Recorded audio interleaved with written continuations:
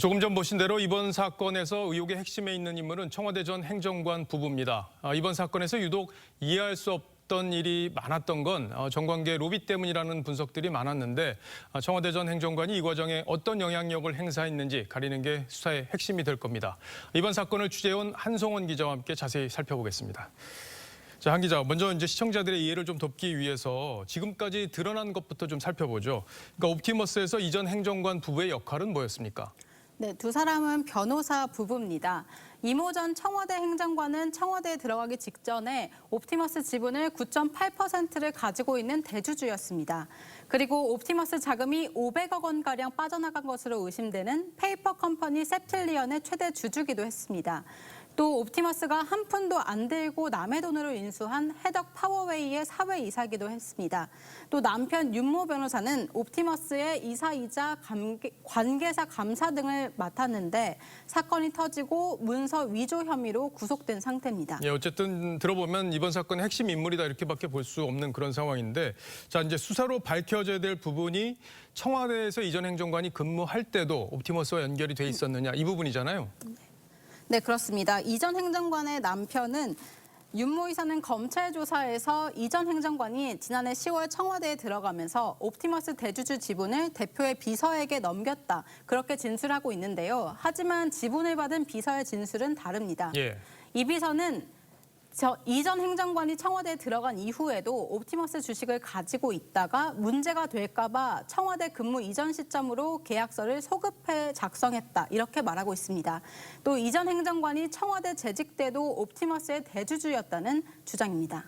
예, 저 어제 저희가 단독으로 보도해드린 내용이, 그러니까 옵티머스 경영진이 휴대전화와 컴퓨터 하드디스크를 교체했다. 한 달 전에, 수사 한 달 전에.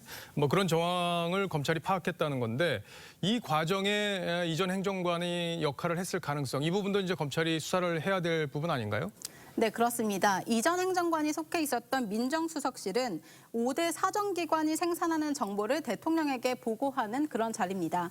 지난 4, 5월쯤엔 금융당국이 옵티머스에 대한 서면 검사를 실시하고 있었고 또 두 달이 지난 6월에야 검찰이 강제 수사에 돌입했는데 옵티머스 경영진들이 증거인멸을 했다고 하는 5월에도 이전 행정관은 청와대 민정수석실에서 근무했고 6월에 수사가 본격화되면서 청와대를 떠났습니다. 그랬죠. 네, 그렇다 보니 이전 행정관이 수사 정보를 유출했다거나 혹은 수사를 늦추는데 힘을 쓴 것 아니냐 그런 의혹도 있는 거고요.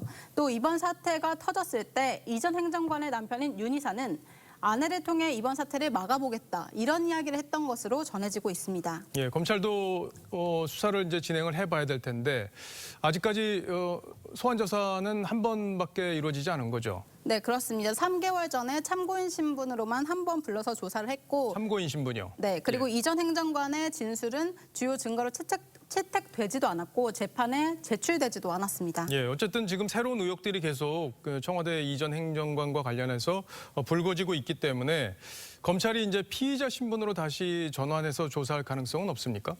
네, 검찰 수사를 지켜봐야겠지만 지금까지 나온 의혹으로 보면은 그 가능성을 배제할 수는 없습니다. 예. 또 검찰에서 부패 범죄를 담당하는 특수통 검사들이 늘어나는 등 수사팀이 확대된 만큼 앞으로 청와대나 정관계의 연결고리에 대한 수사가 검찰 수사의 핵심으로 떠오를 것으로 보입니다. 예, 이번 사건에서 청와대 민정수석실이 어떤 역할을 했는지 이 부분을 가리는 게 핵심이 될 겁니다.